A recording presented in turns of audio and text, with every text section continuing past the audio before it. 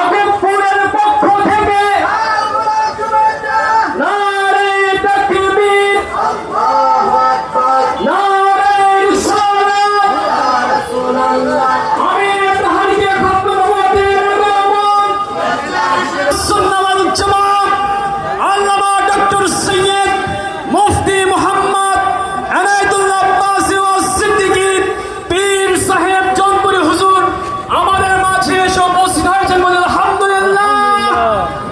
আর উচ্চ আওয়াজে বলে আলহামদুলিল্লাহ। এ পর্যায়ে